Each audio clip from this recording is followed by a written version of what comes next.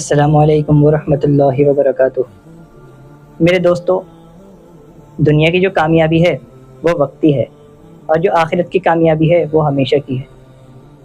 وہ ایسی ہمیشہ کی زندگی ہے جہاں پہ انسان کبھی مرے گا نہیں، اور وہ کامیابی دین کے مبارک راستے سے آئے گی۔ جب دین ہماری زندگی میں ہوگا تو وہ کامیابی اللہ عطا فرمائیں گے۔ رزق کا تو اللہ کی طرف سے وعدہ ہے، اللہ نے جو ہمارے لیے رزق مقدر کیا ہے وہ تو ہمیں مل کے رہے گا، اور موت بھی ہمیں آ کے رہے گی۔ لیکن جو آخرت کی کامیابی ہے وہ محنت سے آئے گی۔ جو آخرت کی کامیابی ہے وہ محنت سے ملے گی۔ جب ہم محنت کریں گے، ایمان کے اوپر محنت کریں گے، اس سے وہ کامیابی ملے گی۔ جب نبیوں کے آنے کا سلسلہ تھا، اللہ رب العزت اپنے نبیوں کو دنیا میں بھیجا کرتے تھے۔ اس وقت جب دنیا میں بگاڑ آتا تھا تو اللہ اپنے معصوم نبیوں کو بھیجتے تھے، پھر نبی چلے جاتے تھے، پھر دوبارہ بگاڑ آ جاتا تھا۔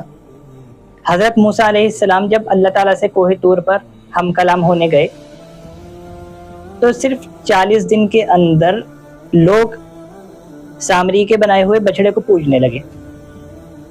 دین کی جب محنت ختم ہوئی تو بگاڑ آنے لگا، اور آپ صلی اللہ علیہ وسلم اس دور میں تشریف لائے ہیں جب اتنا بگاڑ تھا، اتنی جہالت تھی زمانے میں کہ لوگ زمین پہ خون پڑا ہوا ہوتا تھا، لوگ اس کو چاٹ لیتے تھے۔ کوئی حاملہ عورت ہوتی تھی، لوگوں کے بیچ میں شرط لگتی تھی کہ اس کے پیٹ میں بچہ ہے یا بچی ہے، لڑکا ہے یا لڑکی ہے، تو یہ دیکھنے کے لیے اس کے تیر مار دیتے تھے اور وہ تڑپتی رہتی تھی۔ اس دور میں ہمارے نبی پاک صلی اللہ علیہ وسلم اس دنیا میں تشریف لائے ہیں، اور آپ صلی اللہ علیہ وسلم کے تشریف لانے کے بعد آہستہ آہستہ وہ جہالت اس دنیا سے ختم ہو گئی۔ جو ایک دوسرے کی جان لینے والے تھے وہ ایک دوسرے کے لیے جان دینے والے بن گئے، اس مبارک دین کی برکت سے۔ دین کی محنت چلنے پھرنے کا نام ہے، کہ چل پھر کے اپنے مسلمان بھائیوں کو دین کی دعوت دیں، پولائٹلی ان سے بات کریں، ان کو نماز کی طرف بلائیں، ان کو اللہ کی طرف بلائیں، ان کو جنت کی نعمتوں کے بارے میں بتائیں، تاکہ ان کو نیک عمل کرنے کا شوق پیدا ہو۔ اپنے گھر میں بھی اپنے ذکر کی مجلسیں لگایا کریں۔ ایک حدیث شریف میں آپ صلی اللہ علیہ وسلم نے ارشاد فرمایا کہ کچھ لوگ قیامت کے دن آئیں گے، ان کے چہرے نور سے چمکتے ہوئے ہوں گے۔ جب تک مخلوق اپنا حساب کتاب دے گی، وہ موتیوں کے ممبروں پر آرام کریں گے۔ ایک صحابی رضی اللہ عنہ گھٹنوں کے بل بیٹھے اور فرمانے لگے، یا رسول اللہ، ان کا حال بیان فرما دیجیے۔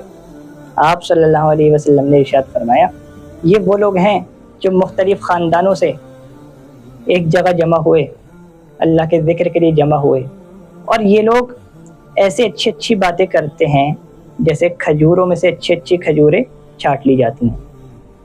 تو یہ اتنی مبارک مجلسیں ہیں جن میں اللہ کا ذکر ہوتا ہے، نبی پاک صلی اللہ علیہ وسلم پر درود شریف بھیجا جاتا ہے۔ ان مجلسوں کو حدیث شریف میں آتا ہے کہ فرشتے گھیر لیتے ہیں، اللہ کے فرشتے گھیر لیتے ہیں اور اپنے پروں سے ڈھانپ لیتے ہیں، اور ان مجلسوں کے ختم پر ایک فرشتہ اعلان کرتا ہے کہ اے مجلس میں بیٹھنے والو، اللہ تعالیٰ نے تمہاری مغفرت کر دی۔ یہ کوئی عام مجلس نہیں ہے، یہ بہت مبارک مجلس ہے۔ اس کا انعام کیا ہے؟ اللہ رب العزت کی طرف سے قیامت کے دن بغیر حساب کتاب کی جنت۔ کون نہیں چاہتا کہ بغیر حساب کتاب کی جنت میں جائے؟ سبھی چاہتے ہیں۔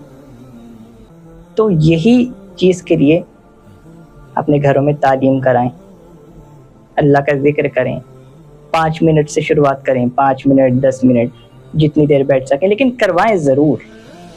بہت فضائل ہیں اس کے، دنیا اور آخرت کی تمام خیر سمٹ کے آ جاتی ہے اس میں۔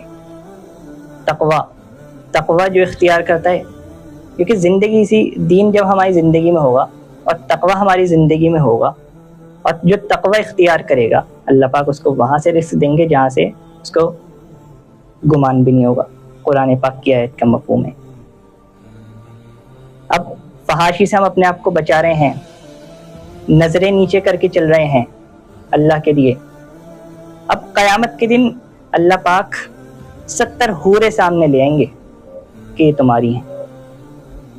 دنیا میں اللہ پاک نے شراب پینے سے منع کرا، اللہ پاک جنت میں پاکیزہ شراب پلائیں گے۔ دنیا میں اللہ پاک نے جن چیزوں سے منع کرا ہے، دنیا میں اگر ہم رب چاہی زندگی گزار لیں گے، آخرت میں اللہ پاک ہمیں من چاہی زندگی عطا فرما دیں گے، اور وہ زندگی تو لامحدود ہے۔ اسی کے لیے الحمدللہ پوری دنیا میں محنت چل رہی ہے، یہی بات سمجھانے کے لیے کہ ہمیں یہ بات سمجھ آ جائے۔ انسان ڈپریشن میں اور انزائٹی میں کیوں جاتا ہے؟ کیونکہ وہ اس دنیا کے پیچھے اوور تھنکنگ کرتا ہے جو ایک نہ ایک دن ختم ہو جانے والی ہے۔ ہم اس کے پیچھے اوور تھنکنگ کر لیتے ہیں اور پھر ہمیں ڈپریشن، انزائٹی اور بیماریاں لگتی ہیں۔ اللہ رب العزت سب کی حفاظت فرمائے۔ لیکن جب ان چیزوں کو دماغ پہ سے ہٹا کے اللہ پہ اپنا توکل بنا لیں گے تو پھر وہی مدد آئے گی انشاءاللہ جو صحابہ اکرام رضی اللہ عنہم کے ساتھ اللہ پاک کی تھی۔ ان کا ایمان ایسا تھا کہ گویا جنت اور جہنم ان کے سامنے ہو، دنیا کی چیزوں کی کوئی ان کے لیے ان کی نظر میں کوئی ویلیو نہیں تھی، اور اللہ رب العزت کی نظر میں تو مچھر کے پر کے برابر بھی نہیں ہے اس دنیا کی اہمیت جس کے پیچھے ہم اتنا بھاگ رہے ہیں۔ یہ تو ہم اللہ کی عبادت کے لیے اپنے آپ کو فارغ کر لیں گے، یہ دنیا تو اللہ پاک ہمارے قدموں میں ڈال دیں گے، کچھ نہیں ہے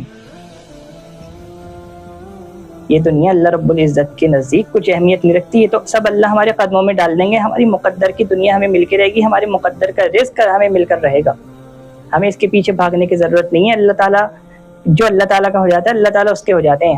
ہم اگر اللہ کے دین کو اپنا مسئلہ بنا لیں گے، اللہ پاک ہمارے کام کو اپنا مسئلہ بنا لیں گے۔ یہ بات صحابہ اکرام رضی اللہ عنہم اجمعین کے سمجھ میں آ گئی تھی کہ جب ان کو دنیا ان کے اوپر کھل گئی اور جب ان کے اوپر وسیع ہو گیا رزق اور دنیا کی تمام چیزیں، بعد میں پہلے تو حالات آئے تھے شروع میں، بعد میں جب ان کے اوپر دنیا وسیع ہو گئی تو صحابہ کرام رضی اللہ عنہم کو ایک دم فکر ہوئی، کہنے لگے کہیں ایسا تو نہیں ہے کہ ہماری عبادت کا اور ہماری دین میں محنت کا اور نیکیوں کا بدلہ اللہ پاک نے ہمیں اس دنیا میں ہی دے دیا۔ ایسی فکریں تھیں۔ کیوں؟ کیونکہ آخرت کی بات سمجھ میں آ گئی تھی، آخرت کے جو انعامات ہیں، جنت کی جو نعمتیں ہیں، وہاں کے جو حسین نظارے ہیں، وہاں کا حسن ہے، وہاں کی خوشنما زندگی ہے، وہ چیز ان کے سمجھ میں آ گئی تھی۔ اس لیے اس دنیا کی تکلیفوں کو برداشت کر کے چلے گئے وہ اس دنیا سے۔ ہمارے اوپر الحمدللہ اتنی مشقت نہیں ہے جیسے انہوں نے برداشت کی۔ حضرت بلال رضی اللہ عنہ جب ایمان لے کر آئے تو کفار نے ظلم ڈھانا شروع کر دیا، ان پہ گرم گرم چٹان ان کے اوپر رکھی جاتی تھی اور کہا جاتا تھا یا تو اپنا دین چھوڑ دو یا اسی حالت میں مر جاؤ۔ وہ کہتے تھے احد احد، اللہ ایک ہے، اللہ ایک ہے۔ ہمارے اوپر اتنی آزمائشیں نہیں آ رہی، ہمیں تو بس یہ کہا جا رہا ہے کہ دین پہ محنت کر لیں، اپنی ایمان پہ محنت کر لیں، اپنی ذات سے عبادت کر لیں، اور اسی کے ساتھ ساتھ فکریں پیدا کر لیں کہ ہمارے مسلمان بھائیوں کو بھی آخرت میں کوئی مشقت نہ ہو، وہ بھی اصل فکریں یہ ہیں کہ وہ بھی بآسانی جنت میں داخل ہو جائیں، ان کے لیے بھی قبروں میں ان کی بھی قبریں نور سے روشن ہو جائیں، ان کے لیے بھی جنت کی کھڑکیاں قبروں میں کھل جائیں، ان کو بھی قیامت کے دن اللہ پاک عرش کا سایہ عطا فرما دے، ان کو بھی اللہ پاک پل صراط کا راستہ ان کے لیے آسان فرما دے۔ یہ فکریں ہیں، ان فکروں میں زندگی جب ہم گزاریں گے اللہ پاک کی مدد آئے گی، کیونکہ اللہ پاک کسی کی محنت کو ضائع نہیں کرتے۔ جب اچھی نیت لے کے آپ نکلیں گے نا اور اچھی نیت کریں گے، انشاءاللہ اللہ ہمیں بھی نوازیں گے، اللہ تعالیٰ ان کو بھی نوازیں گے، اللہ پاک آپ کے ذریعے سے کسی کو ہدایت دے دیں گے، آپ کی نجات کے لیے کافی ہے۔ اللہ تعالیٰ ہمیں کہنے سننے سے زیادہ عمل کی توفیق عطا فرمائے۔